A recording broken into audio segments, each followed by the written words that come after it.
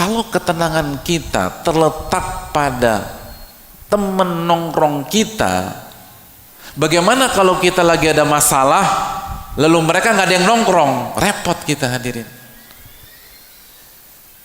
Kalau ketenangan kita ada pada sahabat kita, begitu kita lagi drop, kita telepon, miss call terus, dia nggak ngangkat. Tapi yang membuat kita hancur adalah pada saat itu terjadi kita lupa sama Allah. Kita lupa sama Allah. Karena pada saat suaminya menyiksa dia, beliau ingat sama Allah. Hadirin yang Allah muliakan, apa kata Allah Subhanahu wa taala tentang Asia?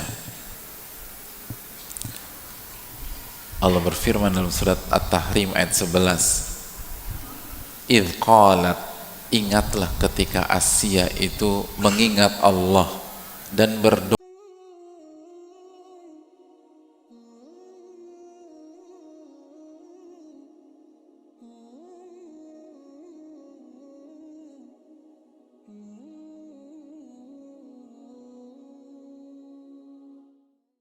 Sehingga kapanpun, sesulit apapun, lagi kaya atau lagi miskin pun, kita tetap bisa hidup bahagia dan tenang di dunia maupun di akhirat.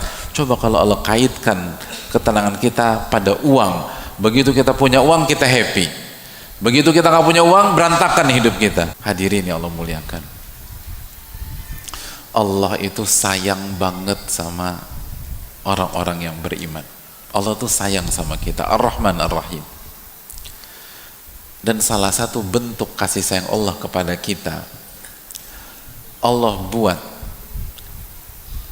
kebahagiaan kita bukan terletak di luar, tapi terletak di dalam. Karena kalau Allah buat kebahagiaan kita di pihak luar, susah didapetinnya hadirin. Susah. Tapi Allah buat di dalam. Gimana biar bahagia, bagaimana biar tenang, bagaimana biar hidup gak ketakutan, bagaimana hidup gak sedih. Allah berfirman dalam surat Ar-Ra'd ayat 28, ala bidzikrillahi tatmainnul qulub, ketahuilah dengan mengingat Allah hati menjadi tenang. Hati menjadi tenang. Ala bidzikrillahi tatmainnul qulub, ketahuilah dengan mengingat Allah hati jadi tenang.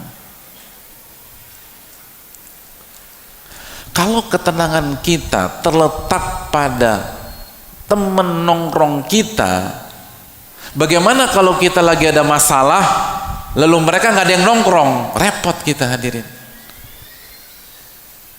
Kalau ketenangan kita ada pada sahabat kita, begitu kita lagi drop, kita telepon, miss call terus, dia nggak ngangkat. Lu kemana aja mas? Kemarin gue lagi suntuk, lu ditelepon nggak bisa dihubungi. Suka begitu nggak hadirin? Coba jujur aja, jujur. Ini salah hadirin sekalian.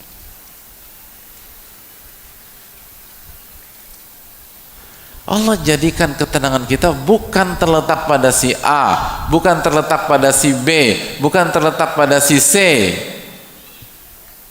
Tapi Allah jadikan ketenangan kita pada zikir yang dilakukan oleh lisan, hati, dan perbuatan tangan kita. Itu kasih sayang Allah kepada kita. Sehingga kapanpun, sesulit apapun, lagi kaya atau lagi miskin pun, kita tetap bisa hidup bahagia dan tenang di dunia maupun di akhirat. Coba kalau Allah kaitkan ketenangan kita pada uang. Begitu kita punya uang, kita happy. Begitu kita nggak punya uang, berantakan hidup kita. Enggak. Hadirin, zikir itu penting. Zikir itu penting. Hidup ini kalau nggak pakai zikir itu gersang. Yang membuat kita hancur itu bukan kita nggak punya uang, tapi kita lupa mengingat Ar-Razzaq yang memberikan rezeki kepada kita. Dan akhirnya ketika kita nggak mengingat Allah, kita nggak bersyukur. Dan begitu kita nggak bersyukur, la in syakartum la azidannakum wa la in kafartum inna azabi lasyadid. Kalau kalian bersyukur aku akan tambah, tapi kalau kalian nggak bersyukur, azabku sangat pedih. Catat baik-baik keterangan para ulama kita hadirin. Ibnu Aun rahimahullah mengatakan ini akar penyakit dan ini obat paling mujarab. Apa akar penyakit dalam kehidupan? Catat baik-baik. Kata Al-Imam Ibnu Aun, dzikrun nasida wa dzikrullahi dawa. Mengingat manusia dan makhluk itu penyakit, dan mengingat Allah adalah obat.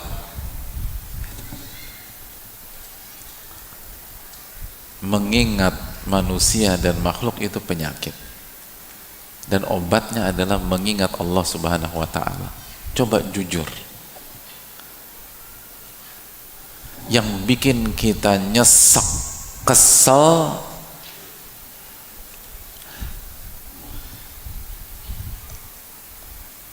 karena kita dizolimi, atau karena hati kita selalu mengingat orang yang zolimin kita.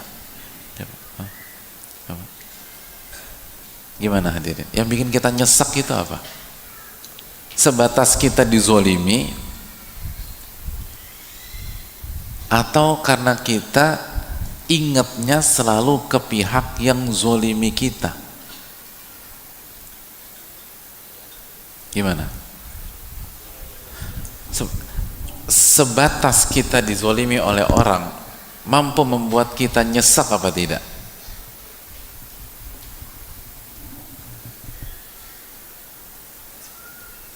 Ibu-ibu, suami suka bikin ibu kecewa nggak? Masya Allah. Masya Allah. Tenang. Sebenarnya yang bikin kita kecewa, yang bikin kita nangis, karena suami kita menzalimi kita, atau karena kita lupa sama Allah pada saat suami kita zalimi kita. Bu, ibu-ibu, yang bilang sering tadi siapa? Udah pulang Pak Ustadz. Oh, udah pulang. Hadirin, yang membuat kita nyesek itu bukan sebuah objek, bukan sebuah kondisi, bukan takdir Allah Subhanahu wa ta'ala. Tapi yang membuat kita hancur adalah pada saat itu terjadi kita lupa sama Allah. Kita lupa sama Allah.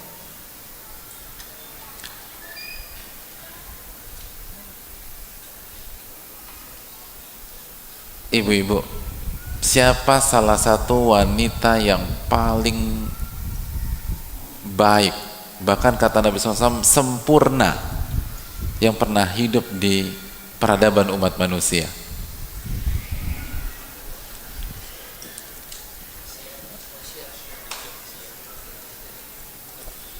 Pernah dengarkah kita tentang sosok yang bernama Asia? Ibu-ibu pernah dengar Asia? Oke. Saya ingin tanya sama ibu sekalian, Asia itu suaminya zolim apa enggak? Zoliman mana? Suaminya Asia atau suami ibu-ibu? Loh, jawab loh ibu-ibu. Hah, Bu?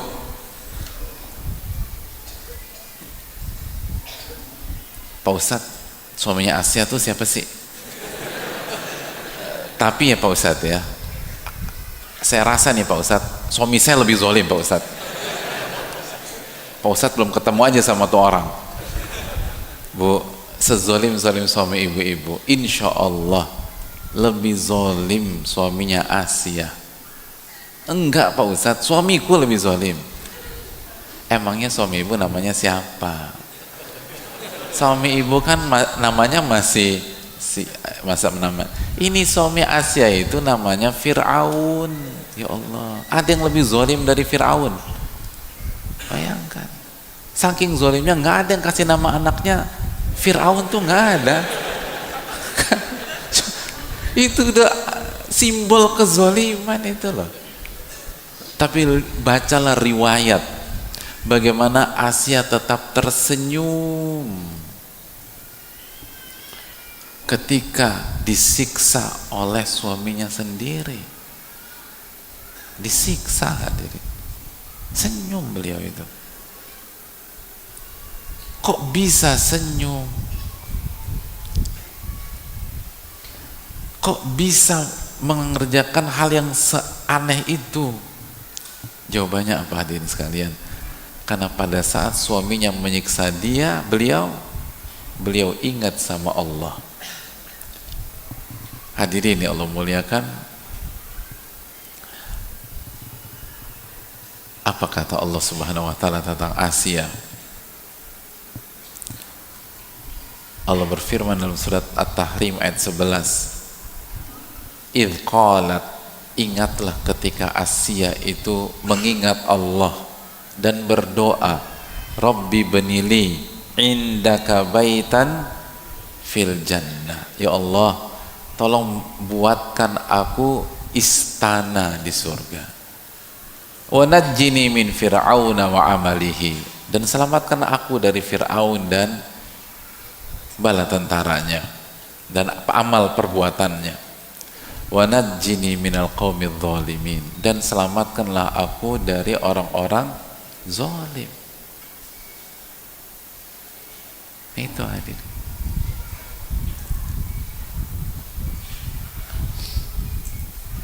Siapa yang hidupnya lagi susah hadirin sekalian? Masya Allah, nggak ada. Siapa yang hidupnya lagi susah tapi nggak ngaku hadirin? Alhamdulillah nggak ada juga. Sesusah-susah hidup kita sekarang, mana yang lebih susah, hidup kita atau Bilal bin Rabah? Ya Allah, pada saat di awal-awal dakwah di kota Mekah itu diseret,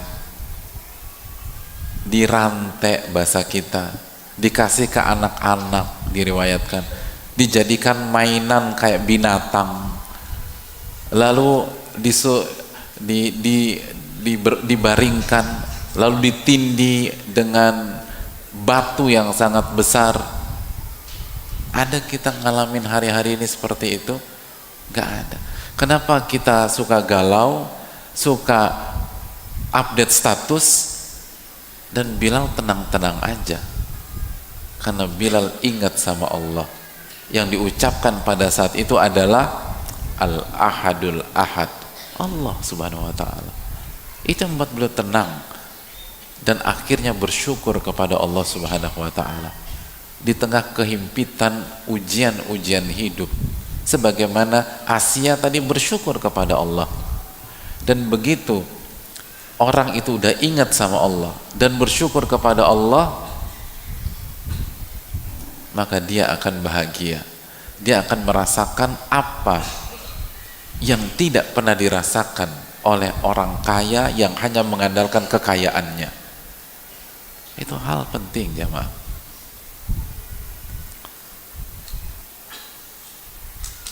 Hadirin, kekayaan itu konsepnya itu kan, kekayaan itu bukan angka tapi rasa. Itu kaya atau tidaknya kita bukan berkaitan dengan angka di tabungan kita atau angka di celengan kita, tapi kaya atau tidaknya kita itu berkaitan dengan rasa yang kita alami dalam dada kita. Nabi kita SAW bersabda, laisal gina an kathratil arad, innamal gina gina nafas, atau kama qala. Kekayaan itu bukan kekayaan aset atau harta. Kaya itu bukan pada saat Anda banyak harta dan aset, tapi kekayaan adalah kekayaan jiwa, kekayaan hati. Dan kapan kita kaya hati? Pada saat kita ingat kepada Allah, lalu orientasi kita menuju akhirat. Dan pada saat itu kata Nabi SAW, wa ja'alal ghina fi qalbihi, Allah akan masukkan kekayaan ke dalam hatinya.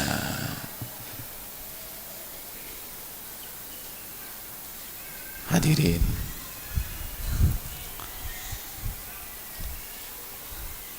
banyak orang itu nggak kaya tapi dia merasa mendapatkan apa yang nggak pernah dimiliki orang. Makanya kan ulama dulu mengatakan apa nih? Sampai ulama sekarang, ulama kita mengatakan ahli dunia itu yakhrujuna minad dunia, mereka keluar dari dunia tanpa pernah merasakan yang paling nikmat dari dunia. Allahu Akbar. Jadi ahli dunia itu saat meninggal dunia, mereka ternyata belum pernah merasakan yang paling indah dari dunia. Itu ironi, hadirin. Itu ironi. Apa yang paling indah dari dunia? Kata para ulama, ma'rifatullah, mengenal Allah subhanahu wa ta'ala. Itu yang paling indah. Dan dengan kita mengenal Allah, kita jadi bersyukur kepada Allah. Dan ketika kita bersyukur kepada Allah, Allah akan tambah nikmat kita. Allah akan tambah nikmat kita. La in syakartum la azidannakum. Kalau kalian bersyukur, aku tambah. Dan kalau kalian tidak bersyukur, inna adzabi lasyadid, azabku sangat pedih.